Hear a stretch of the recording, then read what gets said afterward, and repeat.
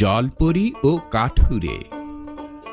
এক বনে বাস করত এক গরিব কাঠুরে। কাঠ বেচে তার সংসার চলত। একদিন কাঠুরে নদীর ধারে কাঠ কাটছিল। হঠাৎ কুড়ালটি পড়ে গেল নদীতে।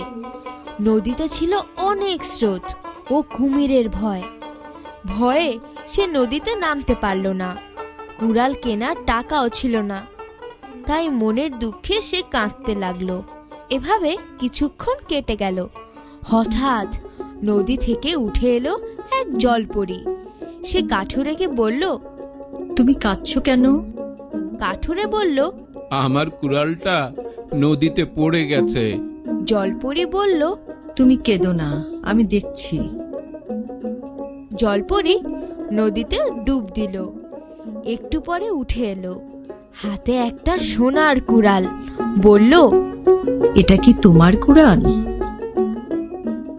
কাঠুরিয়া ভালো করে দেখে বলল, না, এটা আমার না। জলপরি আবার পানিতে ডুব দিল, নিয়ে এলো রূপোর কুড়াল। বলল, এটা কি তোমার? কাঠুরিয়া দেখে বলল, এটাও আমার না। জলপরি আবার ডুব দিল। এবার লোহার কুড়াল নিয়ে এলো। কাঠুরেকে বলল, এটা কি তোমার? কাঠুরে হেসে বলল, হ্যাঁ, এটাই আমার কুড়াল। কাঠুরের সততা দেখে জলপরি খুশি হলো। সে তাকে লোহার কুড়ালটা দিল আর উপহার হিসেবে দিল সোনা ও রূপোর কুড়াল। তারপর সে পানিতে মিলিয়ে গেল। সোনা ও রূপোর কুড়াল বেচে কাঠুরে অনেক টাকা পেল। তার দিন কাটতে লাগলো সুখে। এ ঘটনা শুনে এক লোভী কাঠুরে এলো নদীর ধারে। কাঠ কাটতে লাগলো। ইচ্ছে করেই কুড়ালটি ফেলে দিল নদীতে। তারপর মিছিমিছি কাটতে লাগলো। এবারে উঠে এলো জলপরি।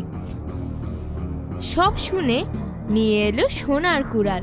বলল, এটা কি তোমার? কাঠুরে বলল, হ্যাঁ, এটাই আমার কুড়াল।